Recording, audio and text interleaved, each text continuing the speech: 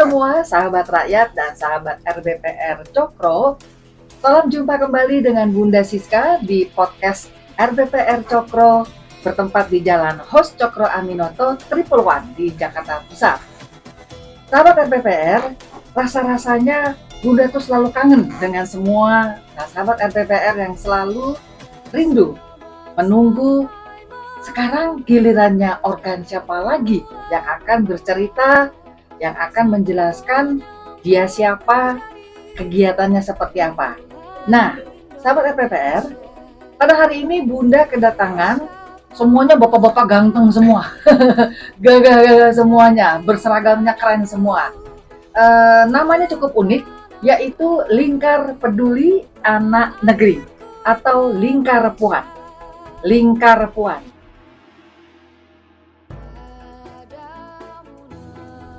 Kayak agak deket-deket ke salah satu ketum dari partai politik, tapi ternyata bukan. Mari kita berkenalan dengan ketum dari Lingkar Puan. Silakan Bapak dengan Pak siapa Pak? Saya Andre Milko Pelawi. Bapak Andre? Iya, saya Milko ketum Pelawi. Dari daerah Ambon ya Pak? Nah, saya Batakaro. Batakaro. Oh oke. Berarti maju-maju. Maju-maju. Bapak ketumnya ya, baik Pak. Bapak membawa siapa hari ini? Kita saat ini bersama Bapak Sekjen, Pak Dedi. Pak siapa? Dedi Sahrul-Alam. Pak Dedi. Ya. Kemudian kami membawa Bapak Penasehat, Bapak Ronas, silakan. Bapak Ronald. Ronas. S. Ronas. Ya. Oh ya, karena tadi sebelumnya ada Ronald. Oh. Mirip-mirip juga. Oke, kita lihat logo dari Lingkar Puan ya Pak ya. Nah, sahabat RBPR, coba kita lihat Lingkar Puan. Ternyata adalah singkatan dari apa? Mungkin bisa Pak Andre jelaskan. Lingkar Peduli Anak Negeri. Lingkar Peduli Anak Negeri. Di sini, Itu kenapa tuh Pak? Lingkar Peduli Anak Negeri, latar belakang Bapak membuat nama ini, kemudian barangkali Pak Sekjen visi misinya Lingkar Puan boleh diceritakan. latar belakang kami pada prinsipnya kita ingin membentuk sebuah wadah di mana wadah tersebut bisa menjadi aspirasi juga inspirasi terhadap kepedulian anak negeri, di mana anak negeri di sini tidak membatasi umur dan usia. Kami terpanggil sebagai warga negara Republik Indonesia yang memiliki kepedulian terhadap keluhan, keinginan dari anak bangsa Republik Indonesia. Di mana dengan keberadaan kami bisa berbuat, melakukan atau menyampaikan keinginan-keinginan dan suara dari masyarakat. Oleh karena itu kami menamakan Lingkar Peduli Anak Negeri. Mungkin bisa ditambahkan Pak Lingkar Sekjen. Peduli Anak Negeri ya, Lingkar Puan. Gimana Pak Sekjen? Ya, baik. Memang dari latar belakang ini Lingkar Puan, Lingkar Peduli Anak Negeri, memang dasarnya memang sama seperti yang disampaikan ketum bahwa kita untuk mengadvokasi dari warga masyarakat ya. Artinya beberapa hal yang sudah kita lakukan di beberapa daerah, teman-teman kami di daerah juga sudah saya lakukan, nanti saya jelaskan. Dan mungkin ada pertanyaan juga, kalau misalnya ada pertanyaan apa sih puannya gitu kan. Puan ya. Karena memang waktu itu kita berangkat ada keinginan bahwa kita terus terang aja dulu memang Mbak Puan lah ya. Mbak Puan memang kita minta waktu itu supaya kita siapkan lah untuk menjadi pemimpin masa depan seorang wanita.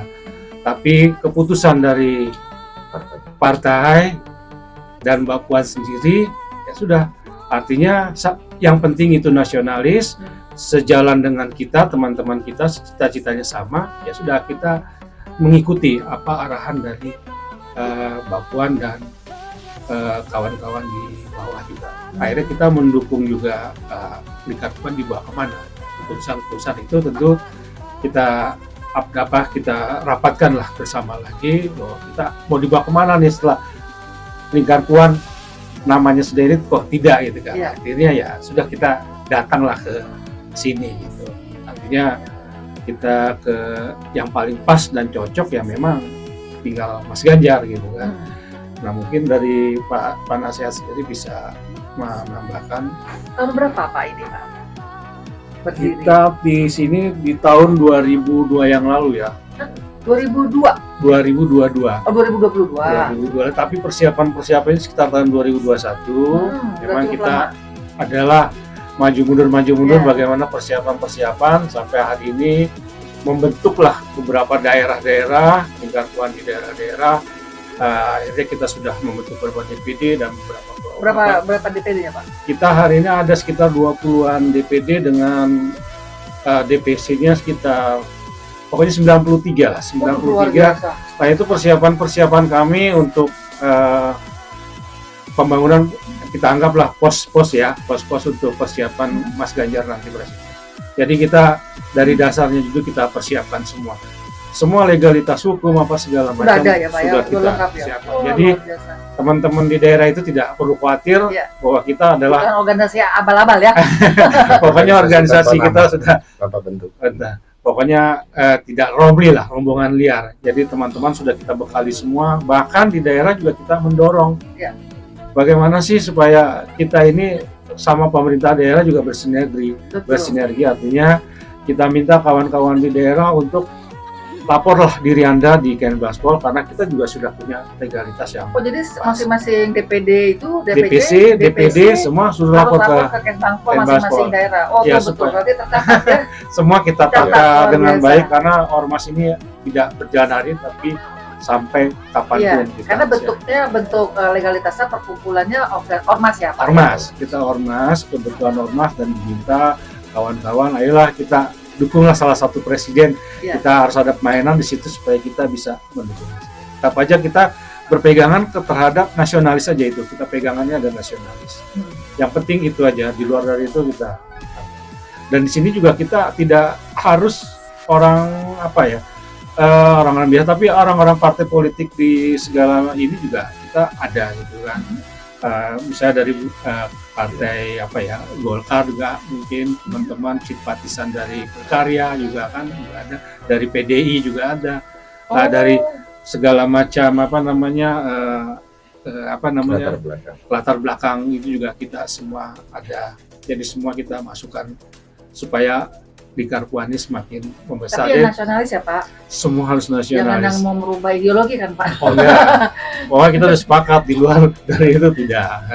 Yang penting pokoknya nasionalis titik, nggak ada lagi harga mati bagi kami. Oh, tapi akur ya, Pak ya, dari walaupun berbagai latar belakang politik atau apa, itu luar biasa, Pak. Iya. Nah, sampai saat ini kita terus untuk mengembangkan sayap terus ya. Iya. Karena kepentingan nasionalis kita itulah pokoknya Ganjar harus menang. Berapa banyak Pak anggota seluruhnya, Pak? Kalau kita secara keseluruhan kita belum bisa menghitung, tetapi secara struktural kita sudah bisa mengetahuinya gitu kan. Kalau di jumlah ya mungkin ada sekitar 200 atau 300 secara struktural ya. Tapi untuk jumlah nanti perkembangannya nanti lihat posko-posko nanti. Apalagi kawan-kawan di daerah juga sudah menyiapkan kantor-kantor ya, kantor-kantornya sudah kita dorong terus. Nah dari semua itu sampai saat ini kami dari DPP belum pernah mengeluarkan dana sepeser pun. Oh gitu. Ya. Jadi. Tapi mereka mau bergerak sendiri. Itu jadi, relawan. Jadi bergotong royong ya. Ditugaskan apapun. Kawan-kawan terutama di DKI Jakarta kemarin kita coba untuk pembagian spanduk ya dari Cokro ya. Artinya dari Cokro kita pasang. Berapa tuh jumlah yang terakhir itu tuh? Jadi saya tambahkan. Siap. Dari Cokro kemarin membagi 10 spanduk. 10 ya. Dan kami dengan kepedulian teman-teman dan kemandirian teman-teman berhasil memasang 17. Loh, nyetak sendiri? Sendiri. Nyetak sendiri, tapi sama gambarnya atau? Yang sama. Jadi kan dikasih format, kita minta ke Bapak Martin format dari yang PDF-nya sehingga teman-teman menyetak sendiri. Jadi saya sedikit menambahkan, Bu. Iya, Pak. Memang ormas ini didirikan dari berbagai unsur, dari berbagai partai. Ada teman-teman dari PSI, dari Berkarya, dari Golkar, dari Gerindra juga ada. Tapi kita memutuskan rapat kita pasti dan harus nasionalis yang memimpin negeri ini. Iya. Dan kami memutuskan itu adalah Pak Ganjar Pak Pranowo. Ganjar. Kenapa kita pilih Pak Ganjar Pranowo? Karena Pak Ganjar punya rekam jejak yang jelas, Betul. tidak pernah terlibat korupsi, dan Pak Ganjar tidak pernah berafiliasi, bekerja sama, ataupun apalagi bernegosiasi dengan kelompok kanan yang dinamakan FPI, HTI, Iya, Khilafah, tegas dan kalau lain-lain. Pak Ganjar kan. Tegas. Bahkan Pak Ganjar juga langsung mencopot beberapa kepala sekolah Betul, di Jawa kasusnya Tengah. ada, betul. Ya, dan mengimbau kepada kepala sekolah, berapa 200 kepala sekolah yang baru diangkat, mengimbau agar tidak terlibat dalam aliran kanan. Dan jika terlibat, beliau akan membuktikan apa yang dia pernah lakukan, langsung mencopot. Jadi kami berangkat dari kepedulian yang sama, berangkat dari latar belakang yang berbeda, kita membuat suatu wadah dan diisi dari berbagai macam warna, yang pasti ini NKRI. Dan kami secara bergotong royong, berdasarkan jaringan dan pertemanan, alhamdulillah puji Tuhan kita sudah ada di 93 kota kabupaten dan semua dapat SK. Semua sudah pakai SK, Semua ya. sudah kita SK-kan dan semua kita himbau untuk melaporkan, memberitahu kepada daerah masing-masing, Pemda, pemerintahan, Polres, dan seperti itu tentang keberadaan kita di daerah tersebut. Seperti itu, Bu, mungkin penambahan dari saya. Kalau kegiatan yang konkret yang pernah dijalankan apa? Mungkin Pak Dewan Penasihat ada tambahan? Ya, sesuai dengan namanya Lingkar Puan Lingkar Peduli Anak Negeri. Lingkar Peduli Anak Negeri. Sebenarnya yang membuat kita cepat berkembang adalah fokus kita pada advokasi masyarakat. Oh, advokasi. Advokasi masyarakat. Berarti banyak lawyer-lawyernya ya, Pak? Ya, kita juga nyiapin lawyer ya. Oke. Maksudnya kita tambah. Karena fokus kita adalah di masing-masing wilayah, apakah itu provinsi, kabupaten, kota. Kita fokus atas nama ideologi nasionalisme. Kita akan melakukan advokasi dengan tanpa melihat suku, agama, ras, apakah itu petani, nelayan, sampai pada masyarakat yang disabilitas. Kita akan lindungi dan kita akan menyalurkan mereka untuk kerja. Termasuk membuka bahayanya narkoba, seperti yang sudah dilakukan tadi di dasar umum. Kemudian juga bahayanya terorisme dan sebagainya. Oh, itu ada ininya, maksudnya pelatihannya atau? Enggak, itu nanti kita akan undang dari untuk menjelaskan. Tapi kita lebih ke turun ke lapangan, ke grassroots. Itu yang membuat di beberapa daerah semua ikut bergabung, karena masing-masing kan punya masalahnya sendiri. Yang tahu adalah mereka. Nah, mereka perlu wadah untuk melakukan itu, untuk melindungi masyarakatnya masing-masing. Itulah fokus kita, Mbak. Oleh karena itu, seperti Ketua Umum tadi katakan, tidak hanya berbagai organ, tetapi berbagai partai politik ikut bergabung karena masing-masing punya masalah yang harus dibereskan. Situ. Ya, memang kita fokusnya adalah masyarakat marginal, bukan cuma marginal, tetapi semua masyarakat itu sebenarnya perlu perlindungan. Apalagi di tahun politik ini kan. Kita juga khususnya mereka yang bergabung di Lingkar Puan, pentingnya untuk mengetahui peraturan perundang-undangan. Tidak hanya bersuara ABC, tapi nggak tahu aturan main dalam politik misalnya. Ya, seperti tadi kenapa Ketua Umum sudah jelaskan, semuanya berdasarkan SK, semuanya harus lapor ke Bangpol. Karena selama ini banyak orang yang katanya berpolitik tapi itu ditabrak. Kemudian pada saat ada masalah dia tidak merasa salah. Yang ini salah satu edukasi politik yang penting mungkin untuk masyarakat kita ke depan, bahwa berpolitik ada aturan mainnya yang ditentukan negara, ikutin saja, jangan NADW itu. Itu cara advokasinya itu yang udah pernah dilakukan apa, Pak? Udah pernah? Mungkin saya bisa silakan. Ibu.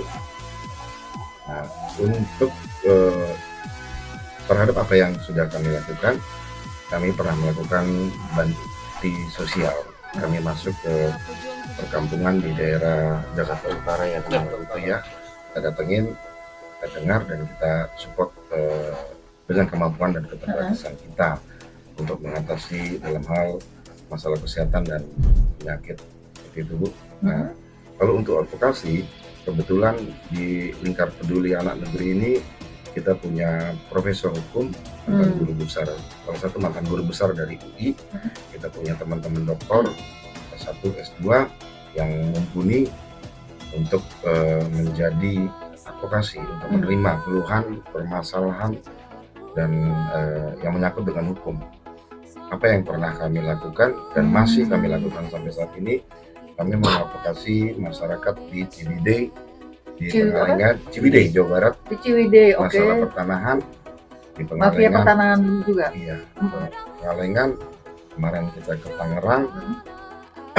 Ya, sampai saat ini yang kebanyakan memang masalah pertanahan. Kita coba menampung, menerima, mempelajari data, lalu kami akan gelar perkara bersih kami dengan dibantu profesor dan dokter yang memang tim kita untuk bagaimana formula atau langkah hukum, langkah kita ke depan untuk menyikapi persoalan ini.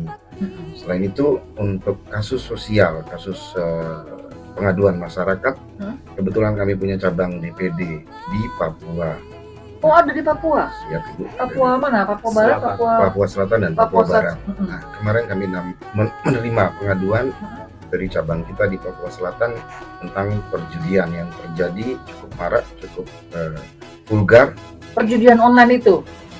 Online dan yang memang ada masih tradisional? Iya, ada kantornya, ada tempatnya. Dan perjudiannya resmi gitu di sana? Bukan kayak di Singapura, tapi yang masih di rumah, di rumah. bandar, pencatat, administrasi, kantor atau semua ada. Dan kebetulan kami bisa dapat alat bukti, video, foto tentang perjudian yang terjadi di daerah tersebut.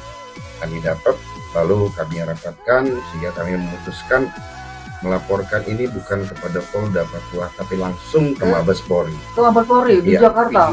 Oke. Ini ya Pak, sebentar ya. Kita coba lihat ya, sahabat RPPR, kegiatan konkret yang sudah dilakukan oleh Lingkar Puan ini di Papua ya.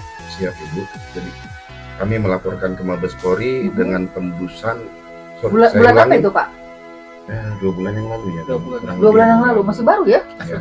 Jadi kami melaporkan ke Mabes Polri karena kami pikir lebih bagus dari atas yang betul melakukan tindakan ke bawah. Iya. Nah, kami bikin tembusannya kepada Bapak Kapolri, kepada Bapak Irwasum, dan juga surat tersebut kami tembuskan ke Kementerian Politik Hukum dan HAM Pak Mahfud MD, dan juga kepada Ketua Komisi 3 DPR RI. Dan puji Tuhan, alhamdulillah tembusannya luar biasa ya, itu. Setelah itu dalam kurang lebih 3 minggu tempat tersebut tutup. Ditutup? Iya. Ada perlawanan nggak? Tapi hilang gitu saja. Oh, hilang? Iya. Oh, tiba-tiba itu hilang? Iya. Dan sampai saat ini kami mendengar masih tidak ada lagi. Tapi kalaupun ada lagi, kami akan pasti lebih keras memberi peringatan, memberi masukan, dan memberi saran kepada Pak Sulistyo Sigit sebagai Kapolri. Ya, untuk menindak terhadap penyakit masyarakat yang terjadi. Iya, jadi online kan soalnya yang gitu banyak banget ya Pak ya. Betul. Yang sudah dilakukan oleh Menteri Kominfo yang Mas Budi Hari kan berapa ribu tuh yang sudah bisa ditutup ya. Luar biasa, pinjol-pinjol. Itu pernah dapat kendala nggak Pak pada waktu advokasi langsung ke masyarakat? Sampai saat misalnya ini, ada perlawanan atau dipersulit atau gimana? Mungkin ada kasusnya nggak? Sampai saat ini kita memang dalam tahap masuk ke pengadilan, jadi kita belum ada intervensi atau yang mengganggu. Cuman nanti pasti pada saatnya dalam perjalanan gangguan-gangguan itu pasti ada. Tapi sampai saat ini kami belum mengalami itu. Karena memang kalau boleh jujur, advokasi Lingkar Puan ini kita baru 3 bulan, 4 bulan ya Bang ya. Kita buka, di mana kita buka semacam LBH. Iya, berarti pro bono apa ada pro bono. Ada yang pro bono, ada yang mungkin dilihat per kasus ya Pak ya? Kasus kalau memang dia masyarakat yang tidak mampu itu. Iya. Tapi pada kenyataannya yang datang ke kita masyarakat yang sudah akibat dari korban-korban oknum sebelumnya. Nah, di tagline Lingkar Puan di bidang hukum adalah akses menuju keadilan. Akses menuju keadilan. Ya, karena kami belum berani arogan mengatakan akses untuk mendapatkan keadilan. Soalnya kita bukan birokrasi, bukan pemangku pengadilannya, bukan pengadilannya, bukan pemangku hukum. Jadi kami hanya akses. Kayak mediatornya gitu lah ya. Ya, tapi dalam bidang hukum, ya kita yang bikin urusan, kita yang menangani keluhan, kita yang menangani perkara, kita cari faktor-faktor hukumnya, alat-alat buktinya, kemudian kita teruskan pada pihak kepolisian atau pengadilan. Seperti itu. Oh, itu kan advokasi di bidang hukum ya. Ya. Oh, ada tadi disebut ada disabilitas. Itu apa tuh? Kepada anak-anak disabilitas. Itu saya lanjut ya. Gini. Itu memang kita ada rencana. Memang selama ini kan kawan-kawan disabilitas ya mungkin ya sedikit kurang perhatian ya dari pemerintah, tapi kita juga pengen menekankan kepada pemerintah bagaimana sih kita advokasi, kita buat regulasi. Nah saat ini rencana Lingkar Buana adalah ingin adanya pentas seni budaya serta pertemuan dengan kawan-kawan disabilitas. Dan dalam waktu dekat kita akan coba untuk adakan dulu forum grup diskusi, artinya kita mencari langkah-langkah regulasi apa sih yang cocok buat kawan-kawan disabilitas ke depan. Dan untuk hal-hal regulasi itu tentu saya tadi akan minta kepada Komnas Disabilitas atau stakeholder yang bisa memenuhi itu, minta materi-materi, nanti kita minta supaya kita duduk bersama di Cokro 1 karena di sini disiapkan tempat bagaimana sih diskusi ini berkembang. Setelah ada masukan materi segala macam, baru nanti kita mudah-mudahan kita bawa ke Mas Ganjar. Inilah hasil masukan-masukan kawan-kawan dari disabilitas, dari pemangku jabatan atau dari stakeholder dan dari kawan-kawan Lingkar Buana, bagaimana supaya ada kesamaan dari teman-teman disabilitas ini, perlakuan yang sama terhadap hukum, apa segala macam pokoknya. Mungkin dari niat itulah kawan-kawan dari sudah hampir 1 bulan ini ya, sudah diskusi terus menerus supaya ini kita bisa sukses. Kalau bisa Mas Ganjar hadirlah nanti di dalam acara kami yang akan direncanakan sekitar tanggal 21 Oktober nanti lah. Persiapan mungkin lagi dimatangkan oleh ketua panitia kita, Mas Nur Hadianto. Mudah-mudahan kesiapan itu bisa segera terlaksana. Memang beratnya itu adalah nanti kita diminta supaya ada forum dulu ya, forum diskusi, mematangkan dulu apa sih yang mau dimaukan oleh kawan-kawan dari disabilitas ini. Nanti setelah itu apa sih regulasinya yang akan digolkan gitu kan. Mudah-mudahan dari hasil FGD ini bisa kita bawa di acara disabilitas dengan Pak Ganjar nanti.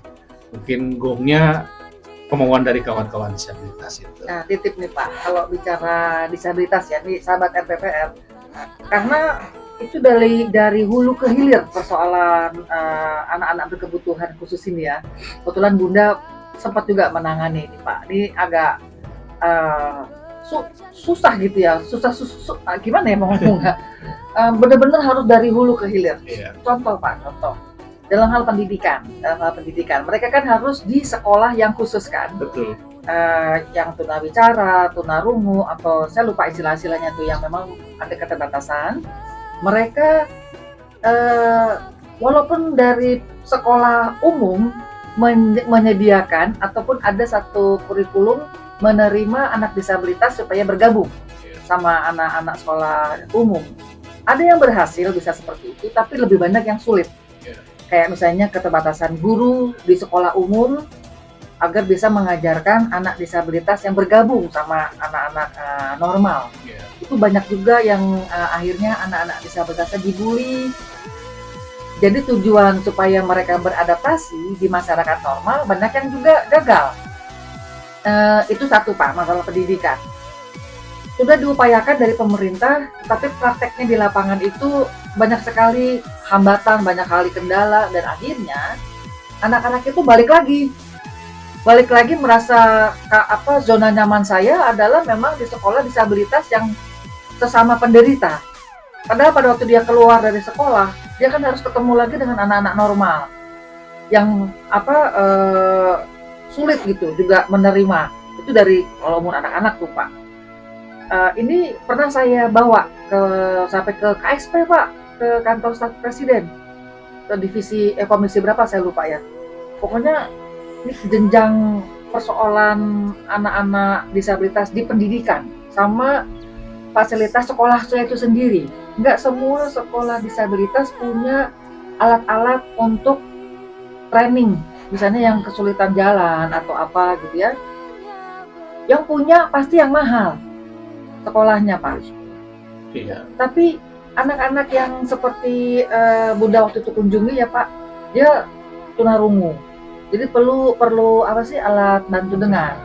Kan itu ada periodiknya ya, maksudnya sekian lama alat itu pasti sudah tidak berfungsi. Banyak yang nggak punya uang. Padahal harga alat itu sih berapa ratus ribu rupiah gitu kan. Tapi kan itu uang bagi orang tua yang pekerjaannya kurang. Ya akhirnya anak itu dibiarkan begitu saja dengan keterbatasannya dia. Jadi berbicara tentang anak-anak semua yang punya kebutuhan khusus itu Bunda sedih gitu loh Pak. Betul-betul dari hulu ke hilir Pak ngurusinnya. Dan itu dari zaman jebot istilahnya ya Pak. Sulit gitu. Nah kalau misalnya Pak Jokowi memang punya perhatian yang cukup tinggi Pak untuk anak-anak disabilitas, dan Pak Ganjar juga punya kepedulian yang tinggi. Ya saya pikir kita semua harus punya kepedulian yang tinggi lah sama anak-anak yang berkebutuhan khusus begitu. Nah titip Pak, titip di dalam diskusi nanti dengan tim, dan mudah-mudahan bisa disampaikan ke Pak Ganjar kesenjangan di masalah pendidikan dan treatmentnya Pak di lapangan. Oleh karena itu Ibu, data fakta yang menunjukkan ada sekitar 23 juta teman-teman disabilitas di Indonesia. Luar biasa Pak. Nah, kami dengan segala keterbatasan ingin mencoba menjadi fasilitator, hanya sebagai jembatan, karena kita bukan pemangku kebijakan. Jadi atas saran dari Bang Martin di Cokro, kita mau bikin forum diskusi grup, di mana ya kebetulan kami punya hubungan yang cukup baik dengan ketua Komisioner Komnas Disabilitas, Bang John Damanik, berkenan untuk hadir dalam forum diskusi tersebut. Jadi kami akan membuat forum diskusi yang dimana dari Komnas, pihak Komnas Disabilitas hadir, dari perwakilan beberapa yayasan untuk hadir, kita duduk bersama, kita pengen dengar apa sih pesan, apa keinginan, apa harapan, dan apa yang menjadi aspirasi mereka kepada calon pemimpin, salah tentunya Pak Ganjar Pranowo. Apa ini? Nah, kita ingin menjadi fasilitator di situ. Ya, kita berharap dari pihak pemangku kebijakan seperti Kementerian, DPR, Dinas, dengan dibantu Komnas Disabilitas, itu mau tergerak untuk hadir, untuk kita sama-sama mencari jalan, mendengar dan mencari jalan dan menyampaikannya kepada kandidat Bapak Presiden kita, Bapak Ganjar Pranowo. Dan yang Ibu katakan benar, Bapak Jokowi adalah satu-satunya presiden di Republik Indonesia yang membentuk dan membuat serta mengesahkan Komisi Nasional Disabilitas. Mereka itu adalah lembaga yang berjuang, yang memperjuangkan, yang mendengarkan aspirasi teman-teman dari disabilitas.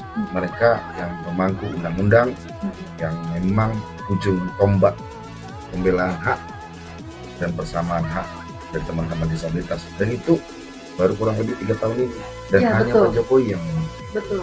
Dan kami kebetulan saya diterima Pak waktu ke kantor staf presiden, beberapa hal gitu yang saya bawa ke sana untuk menanyakan persoalan-persoalan itu ada Pak, yang memang komisi khusus untuk menangani masalah-masalah disabilitas gitu. Jadi memang baru di pemerintahan Jokowi ya Pak ya, yang juga fokus memperhatikan anak-anak itu. Sampai membentuk Komnas. Memang kalau nggak ada Komnas, ya yang memang fokus memperjuangkan, mendengar dan memperjuangkan keinginan, aspirasi, harapan dan kekecewaan mereka, ya memang Komnas. Pak Jokowi lah satu-satunya presiden di Republik Indonesia yang membuat. Iya, mungkin libatkan perwakilan orang tua Pak. Pasti. Ya, orang tua yang itu.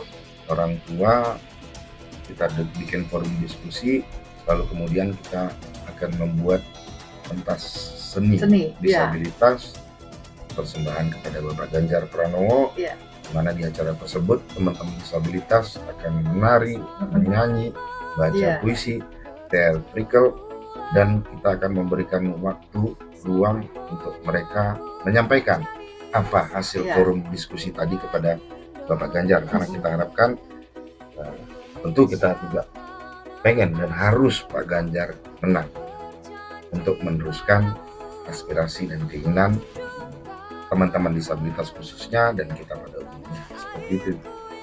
Ya betul, jadi harapan kita memang banyak sekali ya ke Pak Ganjar, seperti yang sudah sahabat RVPR ketahui. Berkali-kali Bunda sampaikan di dalam kita menentukan ya Pak ya, menentukan pilihan calon presiden dari 3 kandidat tadi, lihat betul-betul rekam jejaknya, bukan hanya karena dia keren atau dia wah pinter berkata-kata, tetapi rekam jejaknya itu banyak yang meragukan. Belum apa-apa sudah bisa mengkhianati temannya sendiri. Belum apa-apa sudah janji nanti makan gratis ya, nanti berasnya murah gratis ya, BBM gratis ya. Malah semua kita nantinya. Jangan terjebak dengan narasi-narasi seperti itu, karena seperti yang Pak Ganjar sampaikan di tayangan yang terakhir ya, mungkin juga sahabat RVPR bisa mencari di YouTube manifesto yang pertama. Anjurannya adalah jaga persatuan, jangan berseteru, lebih baik adu gagasan. Nah itu yang kita juga sesama relawan ya kan Pak ya, apapun organisasi kita, apapun latar belakang kita, dengan teman-teman relawan yang dari capres yang lain, kalau bisa sih Bunda sih titip pesan, jangan berantem sekarang, karena mereka juga sama-sama masih teman-teman kita juga gitu kan. Yang penting adalah pada saat mengadu gagasan, disitulah akal sehat kita, hati nurani kita yang harus berbicara. Bukan mengandalkan emosional, tetapi apa? Rasional. Setuju ya Pak ya? Mungkin ada lagi Pak yang mau disampaikan? Mungkin Pak Penasihat ingin menyampaikan sesuatu yang kita harapkan Bapak Ganjar juga mendengar dalam masalah lingkungan hidup. Silakan. Mengenai lingkungan itu sih. Ya apa lingkungan hidup? Ya, ini kan kita sedang ada masalah, bukan cuma di Indonesia tapi di seluruh dunia. Ya, menurut UN Climate Change, alam di dunia 97% sudah rusak. Sehingga yang kalau kita lihat ada kebakaran, itu dampak dari mudahnya kebakar, kemudian banjir, gempa bumi. Kita lihat 10 tahun terakhir ini dunia udah intensitas bencana itu meningkat drastis. Dan seperti halnya pemerintahan saat ini Bapak Presiden Jokowi, semuanya sudah mulai disiapkan untuk Indonesia masuk ke fase industrialisasi. Untuk menjadi negara maju kan setiap negara harus masuk ke industrialisasi. Ya. Tapi yang kita harapkan adalah nanti betul Mas Ganjar jadi presiden, bahwa ya industrialisasi yang ramah lingkungan. Yang ramah lingkungan. Ya. Ya, seperti kita tahu batu bara dan kemudian uap dan sebagainya, itu industrialisasi tetapi merusak. Nah, akhirnya saat nanti ini menjadi negara maju, manusia tinggalnya di bawah tanah, di bunker, karena alam di atasnya udah rusak. Udah rusak. Sekarang aja polusi udah tinggi ya Pak di Jakarta. Polusi udah tinggi. Dan satu-satunya presiden yang saya lihat mampu untuk menjalankan program Jokowi tentang ramah lingkungan ini, tidak hanya Mas Ganjar. Betul. Kita lihat kehidupan sehari-harinya aja, dan lingkarannya Mas Ganjar seperti apa. Ya. Kalau saya boleh berbicara tentang keyakinan, bukan agama ya. Saya berbicara keyakinan. Agama boleh macam-macam, boleh Islam, Kristen, Buddha, Hindu, tetapi keyakinan, saya lihat Mas Ganjar dari dulu sosok kejawen. Sosok apa? Kejawen. Kejawen. Kalau kita lihat kejawen itu adalah mereka yang merasa hidup saya bagian dari masyarakat bagian dari alam, dan alam bagian dari Tuhan. Begitu alam tersakiti, begitu alam rusak, saya tersakiti. Begitu masyarakat ada yang luka, saya tersakiti. Itu hanya dari Mas Ganjar. Jadi kalau kita lihat Mas Ganjar berada di tengah masyarakat, itu bukan dibuat-buat. Jauh sebelum menjadi gubernur, waktu anggota DPR, bahkan jauh sebelum itu waktu masih menjadi Kemeni, dia emang senang di tengah masyarakat, karena yang tadi saya bilang, saya bagian dari masyarakat dan bagian dari alam. Saya melihatnya untuk industrialisasi yang ramah lingkungan hanya bisa dijalankan seperti yang Bapak Presiden Jokowi yang merasa dirinya bagian dari alam. Siapapun capresnya meskipun kita berteori, kalau keyakinan itu tidak ada, habis kita. Ya, hanya janji-janji surga. Ya kita lihat dari sisi keluarga harmonis kan, saya bagian dari keluarga dan sebagainya. Kalau yang tokoh lain boleh bilang ABC, elemen alam terkecil adalah keluarga itu. Ya betul. Kalau itu saja sudah nggak harmonis, ya saya pikir ya seperti janji-janji surga aja. Jadi saya harap Indonesia nanti menjadi negara maju di bawah Presiden Ganjar melalui fase industrialisasi yang ramah lingkungan. Yang sekarang sudah dijalankan oleh Jokowi. Seperti mobil listrik kan Pak? Apa ya? Mobil kan udah listrik ya, nantinya. Dan mobil listrik, tapi itu kan bertahap. Kemudian izin untuk uap dihentikan, batubara dibatasi, dan untuk pasar keuangan Agustus kemarin OJK sudah mengeluarkan aturan untuk membentuk bursa karbon. Bursa karbon yang mulai dijalankan bulan ini September. Berharap akhir September bursa karbon muncul di Indonesia. Tapi kalau hitung-hitungan saya mungkin bukan bulan September, akhir tahun ini. Bursa karbon itu intinya adalah perusahaan yang menghasilkan emisi di atas ambang batas harus membayar pada perusahaan yang emisinya di bawah. Misalnya salah satu emiten batubara otomatis kan di atas, dia membayar sebuah perusahaan, contohnya yang bergerak di bidang air, sehingga begitu si perusahaan yang bergerak di bidang air ini dia ada suntikan dana untuk mengembangkan itu. Nah itu saya perhatikan kan Presiden Jokowi mengejar target nih untuk nanti diserahkan ke Ganjar. Ya karena hanya Mas Ganjar bisa nerusin nih. Betul. Kalau yang dua lagi kan dia akan datang dengan hal yang nggak kita tahu, membongkar yang sudah ada, merubah yang sudah ada, kan ngeri ya Pak ya. Iya. Jadi, pasti Bu, boleh izin yang dua lagi pernah dan masih akan bekerja sama dengan kelompok-kelompok kanan yang membuat NKRI ini gaduh. Betul. Karena mereka kelompok-kelompok itu FPI, HTI dan radikalisme itu masih ada. Ya. Dan faktanya Pak Menteri Pertahanan juga tidak pernah berkomentar tentang kelompok-kelompok tersebut.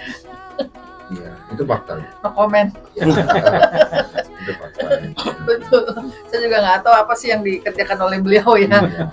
Jadi salah satu hal yang membuat kita juga memilih Pak Ganjar yaitu tadi. Yang kedua, memiliki rekam jejak, pernah bekerja sama, berkoalisi, berkelompok, bahkan bernegosiasi dengan kelompok-kelompok kanan tersebut.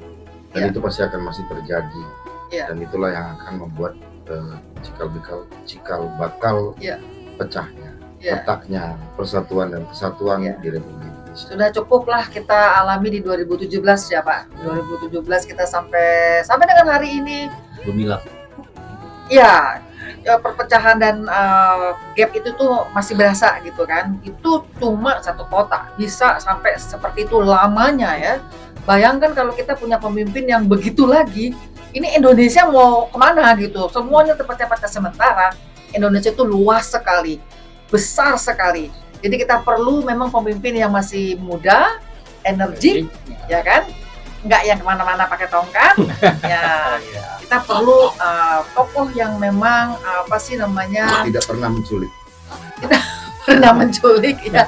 Ngomong-ngomong menculik, ini semakin kesini makin kelihatan ya Pak ya. Tipikal ataupun habit dari masing-masing gitu. Ada yang mulai seneng mengeluarkan statement mengancam. Itu habitnya salah satu ya Pak ya. Yang satunya lagi tuh belum apa sudah berkhianat, menelikung dan sebagainya.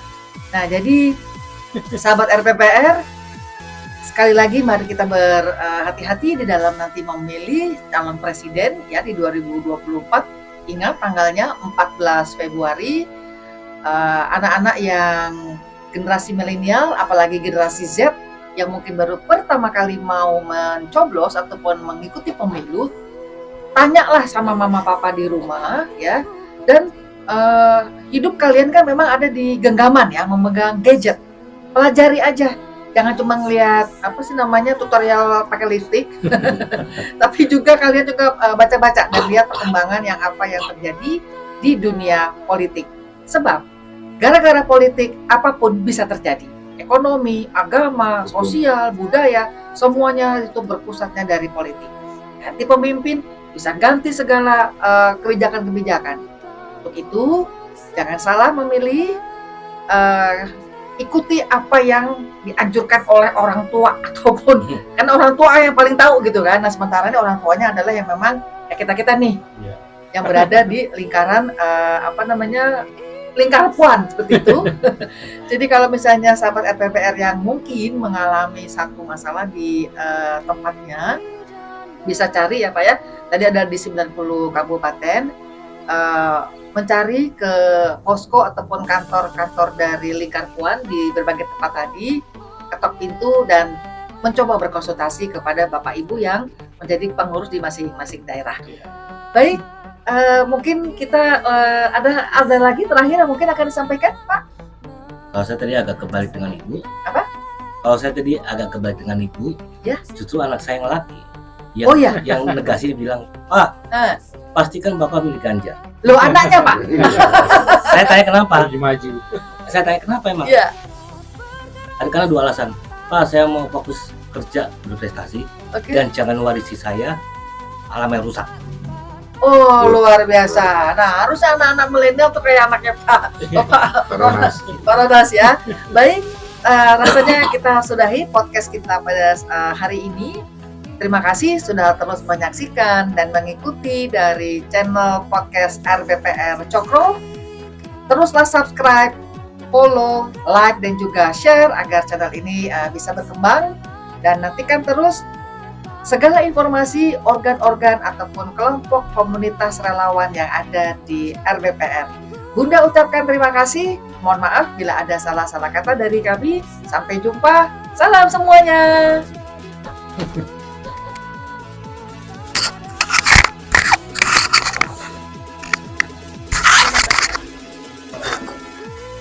Foto gini. Hah? Kita lagi duduk aja Pak. Bebas. 3, 2, 1. 3, 2. Sip. Belum Bang. Jempol dulu. Jempol dulu. 3, 2, 1. Lagi. 3. Nggak tahu. 1. Oke. Terima kasih Bunda.